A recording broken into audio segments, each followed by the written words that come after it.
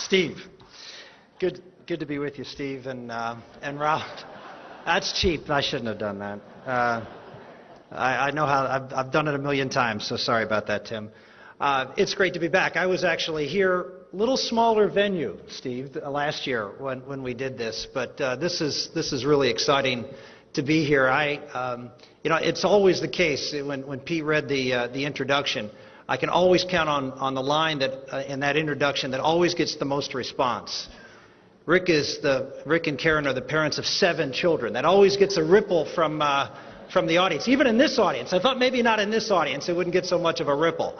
But before I left those 7 children and Karen, I told them that this was not just another speech for me. The ones that you always think of when you're on the campaign trail and you sort of trot out your economic speech or your social conservative speech or your whatever speech. Yes, this is a group that is for faith and family and freedom. This is a group that means a lot to me because this is a group that I've been attached at the hip from for a lot of long years, working in the vineyards with people who stand for what America stands for. America, in my opinion, is a great moral enterprise. It is not just about creating wealth or military strength. It's more than that. My grandfather came to this country and brought my dad at the age of 7 to this country. He didn't come here because he needed a job. He had a great job where he was in the country of Italy. Worked on a postal train. But he saw my father as a brown shirt in Mussolini's youth corps. And he said that's not what he wanted for his children. And so he came to this country and he worked. He worked until in the coal mines of western Pennsylvania until he was 72 years old digging coal. And I remember him very, very well. I'll never forget those powerful hands that he had. And he came here because he wanted to create the opportunity for his children not just to get rich, not just to, be able to do whatever they wanted to do, but for my grandfather and for generations of Americans, America has been about doing what, as a lot of the speakers have talked about today, what our Declaration of Independence says. Doing what God has created us to do, to follow His mission. America is not about great wealth or great power. The purpose of America is you. The purpose of America is to create an opportunity for each and every person blessed to be in this country to be able to live as they ought to live, as they were called to live. And we all shared values. America, I always say that if I went back to my father's home country of Italy and lived there for 50 years, I wouldn't be an Italian. But when my father came here and learned English in the 2nd grade and was able to live and be an American, he was an American because he accepted America as the idea that it is. America is about an idea, and it has to be about shared value, or what is it? What is it? And that's why these moral issues that everyone says, oh, maybe we should set to the side and have a truce on. You can't. It is who we are. It is the purpose of our country. And I have been out fighting in the wars on these moral issues. And I can tell you, I just had a chance to speak to Rich Anderson, who is the chairman of the Judiciary Committee here in Iowa, just talking with him a few minutes ago. And he says, we have been dealing with these marriage issues and abortion issues, and my goodness, is it tough. I've never been through the assault that I've been through over these last few days. I said, welcome to the club. It's one thing to stand up in front of a group and talk about all the things that you believe in. It's another thing to go out and lead and fight for those beliefs. For my children, they always thought, because I took the lead, as Pete talked about, on the partial birth abortion and so many abortion and family issues. It was one thing. I was a conservative. I voted conservatively. I was involved in all sorts of cutting spending, the Gang of 7, you name it. I was the conservative. But it wasn't until I stood on the floor of the United States Senate, right next to Barbara Boxer, and for hour on end debated Barbara Boxer. There's a special place in heaven, I think, for me as a result of that, by the way.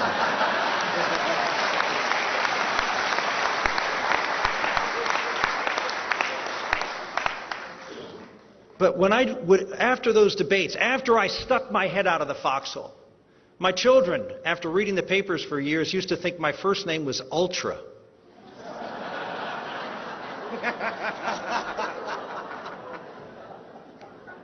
Once you stick your head out on the social issues, once you fight for the moral fabric of our country, you're labeled. You're labeled. Oh, it doesn't matter that I was out working on welfare reform in 1996 and 97. In fact, I worked with Newt Gingrich and wrote the Contract with America welfare reform provision when I was in the House of Representatives on the Ways and Means Committee. That doesn't matter that you were out, and I was able to end a federal entitlement. I stood toe-to-toe with Daniel Patrick Moynihan, led the charge in 1995 and 96, ended for the first time, I think ever, a broad-based federal entitlement, and got 70 votes in the United States Senate, almost half the Democratic caucus. No, Ultra. Ultra. You can stand up and you can fight for health care reform, as I did. I worked with John Kasich, now governor of Ohio. We were the first to introduce a concept called medical savings accounts. And we pushed that forward to health savings accounts and developed a patient-centered approach to solving the problems of health care, and focused our energy on trying to change the Medicare system to try to make it more private sector oriented, as I did on the Finance Committee. No, Ultra. You can work on taking on, as I did after the events of 9/11, and focused in and tried to engage not just my colleagues in the Senate, but even the President of the United States on the war of ideas. The war of ideas, who we are at war with. One of the grave concerns I had when I ran in 2006 was that we're missing something. We didn't quite understand that we were losing the battle not on the streets of Iraq back in 2006, but we were losing it here in America because the president didn't trust Americans enough to be able to tell them who this enemy is and why they want us destroyed. Was afraid to call them what they were. I gave a speech at the National Press Club in 2006 and said, this isn't a war on terror. Calling this a war on terror is like calling the World War II a war on blitzkrieg. We're at war with jihadists. We're at war with people who don't dislike us because what we've done. They hate us because of who we are. And they want to destroy us. And we need to lay that out for the American public and trust that they'll understand. Well, I took on that battle. And I continue to take on that battle. In fact, I spent the last 4 years traveling the country, talking about the threats. I worked in the last couple of years of my term in the United States Senate and passed the Iran Freedom and Support Act. And what was the focus of that act?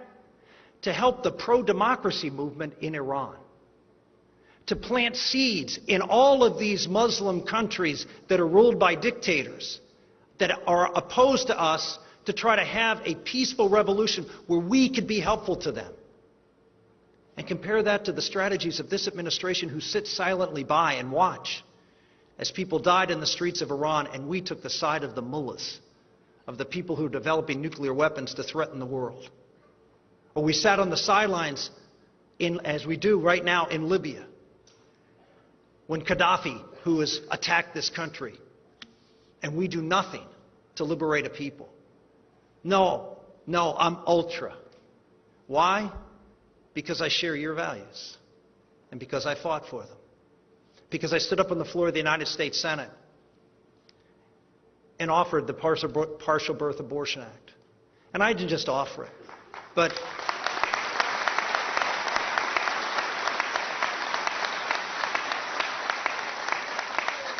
I stood there and I fought day in, day out. Not day in and day out, but year in, year out. 1996, 1997, 1998, 1999.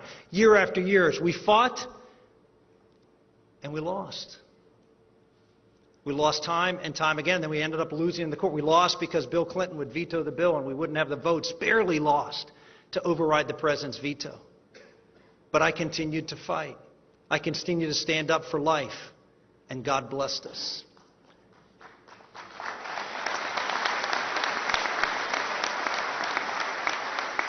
How did God bless us? Well, for the first time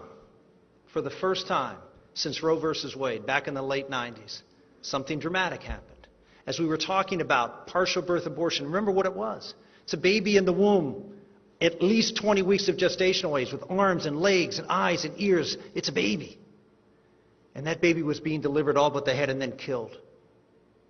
And for the first time, the folks on the other side of this issue couldn't ignore that what was being killed was a baby. Because it was right there in the doctor's hands as the baby was almost delivered and then killed by the doctor. And for the first time since Roe versus Wade, attitudes in public opinion polls changed about abortion. And they continue to change. Why? Because we lost. Had Bill Clinton signed that bill in 1995 when we first passed it, no one in this room would have ever heard of a partial birth abortion, but he didn't. And God blessed us for fighting the fight. We continued, and we eventually got it passed, overruling, if you will, the Supreme Court. When the Supreme Court said it was wrong, we passed a bill and said, you're wrong. And the first two sections of the bill said why they were wrong.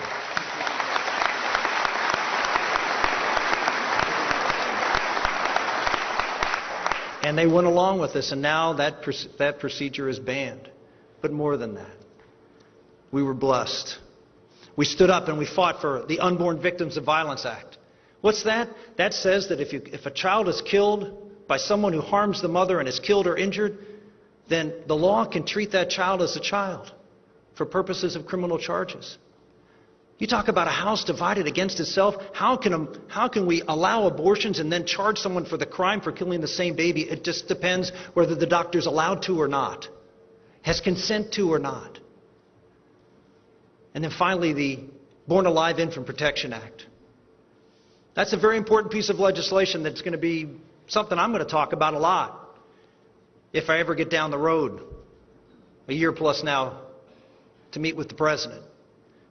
Because that was my bill that I authored in the Senate, and it was copied in all the other states. Everyone introduced their version of my bill, which said that if a child is born as a result of a, quote, botched abortion, then that child is entitled to medical protection and entitled to treatment.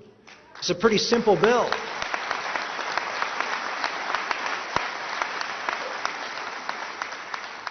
To my knowledge, in this country, there was only one person on the floor of any state legislature who stood up and opposed it.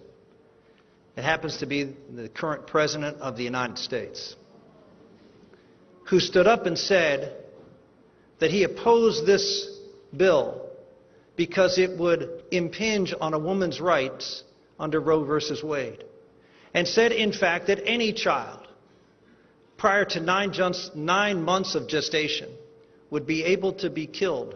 Otherwise, it would impinge on Roe versus Wade. Think about that. Any child born prematurely, according to the president and his words, can be killed. Now, who's the extremist in the abortion debate? Who's the ultra in the abortion debate? We have an opportunity in this election to frame a great moral cause.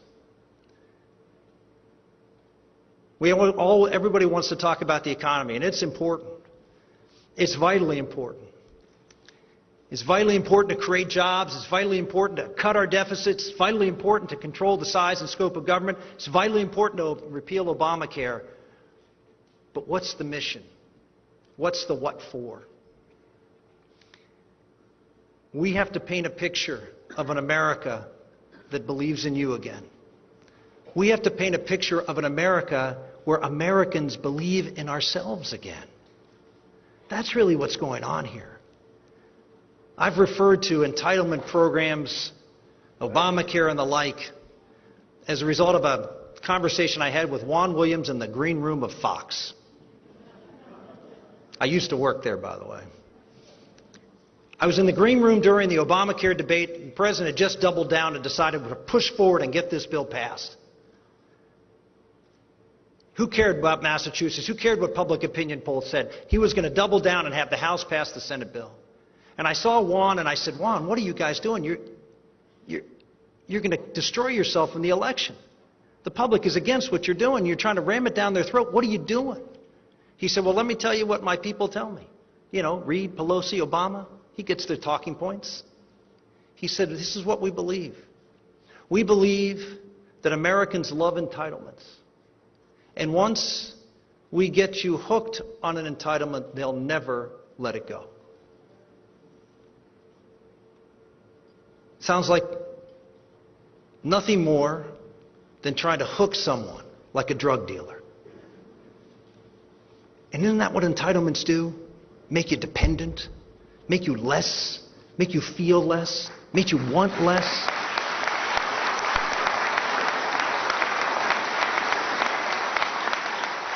If that is not a moral issue, if what we're doing to the next generation of America, this entitlement attitude, if that is not a moral issue, I don't know what is.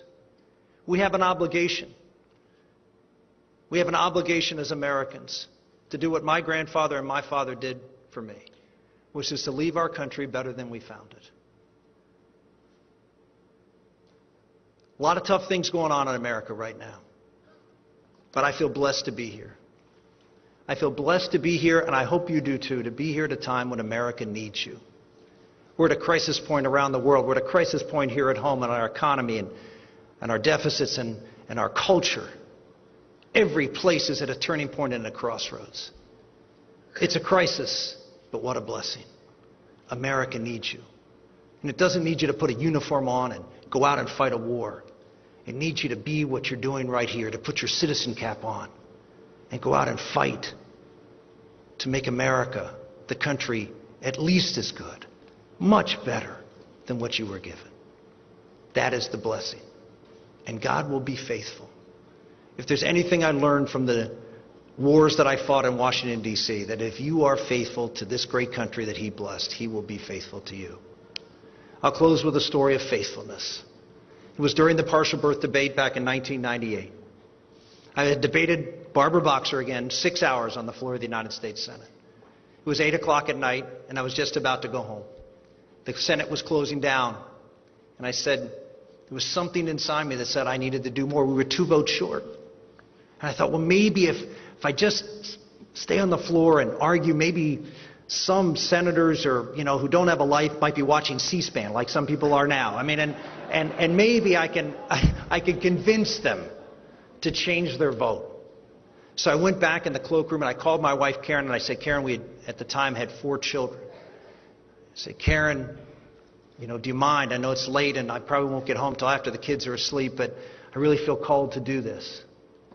And she said what she always said, if that's what you feel God is calling you to do, then that's what you got to do. So I went back and told Mike DeWine, who was in the chair, was senator from Ohio, only be about 20 minutes. An hour and a half later, I finished the speech. I talked about these little children whose mothers and fathers had to fight to find a hospital so they could be born. It was easy. They could find places to be aborted, but they couldn't find a hospital where these disabled children who are the target of partial birth abortion, they couldn't find a hospital to be born. And I talked about these miracles. Well, we had the vote the next day and we lost. And I thought, what a failure. I'd gotten home too late to tuck the kids in. Karen was already asleep. I was a failure as a father, a failure as a husband. And then 5 days later, an email came. It came from a student from Michigan State University who said, a couple nights ago, I was clicking through C-SPAN and I saw you standing there talking about these children. And my girlfriend and I stopped and we watched, and as we watched, I noticed that tears were running down my girlfriend's face. And I asked her what's wrong, and she looked up to me and she said, I'm pregnant. And I have an abortion scheduled for next week. But I'm not going to have an abortion anymore. The